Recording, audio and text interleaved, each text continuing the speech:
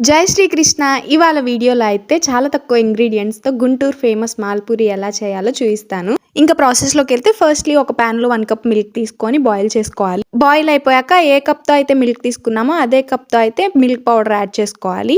మొత్తం milk powder ఒకేసారిగా పాలలో యాడ్ చేయకుండా కొంచెం కొంచెంగా యాడ్ చేసుకోవాలి. అప్పుడే మనకు లమ్స్ లేకుండా కోవా అనేది రెడీ అయిపోతుంది. వీడియోలో చూపిస్తున్నట్టు అడుగంటకుండా కోవా వచ్చేస్తే ఇంకా కోవా రెడీ అయిపోయినట్టే. ఇంకా నెక్స్ట్ షుగర్ సిరప్ కోసం అయితే 2 కప్ షుగర్ కి 1.5 కప్ వాటర్ అయితే యాడ్ చేసుకొని బాయిల్ చేసుకోవాలి. ఎక్కువగా బాయిల్ అవన అవసరం లేదు. కొంచెం షుగర్ మెల్ట్ అయ్యాక 2 మినిట్స్ ఉంచి స్టవ్ ఆఫ్ చేస్తే సరిపోతుంది. రెడీ అయిపోయాక కొంచెం షుగర్ సిరప్ అనేది పక్కన పెట్టుకోవాలి. నెక్స్ట్ పూరీల కోసం అయితే ఒక బౌల్లో 2 కప్స్ గోధుమ పిండి అండ్ 1/2 కప్ మైదా పిండి అయితే తీసుకోవాలి. ఇందులో అయితే కొంచెం కొంచెంగా వాటర్ వేసుకొని లంప్స్ లేకుండా కలుపుకోవాలి. అలానే మనం పక్కన పెట్టుకున్న షుగర్ సిరప్ కూడా యాడ్ చేసుకోవాలి. మనకైతే కన్సిస్టెన్సీ దోస పిండి బ్యాటర్ లాగా రావాలి. నెక్స్ట్ అయితే ఆయిల్ హీట్ చేసుకోవాలి. పూరీల కోసం ఒక గరిట నిండా పిండి తీసుకొని ఒకే చోట పూరి అనేది వేయాలి. వీడియోలో చూపించినట్లు ఇంకా 2 సైడ్స్ గోల్డెన్ బ్రౌన్ కలర్ వచ్చాక ఇంకా పూరి బయటికి తీసేసి వీడియోలో చూపించినట్టు 1 మినిట్ షుగర్ సిరప్ లో డిప్ చేసి ఇంకా పూరి అయితే పక్కకు తీసేసి దానిపై కోవా అప్లై చేసుకుని మధ్యలోకి ఫోల్డ్ చేసుకుంటే ఇంకా మనకి ద ఎమ్మియెస్ట్ గుంటూరు మాల్పూరి అయితే రెడీ అయిపోయినట్లే. మీరు కూడా ట్రై చేసేయండి. మరి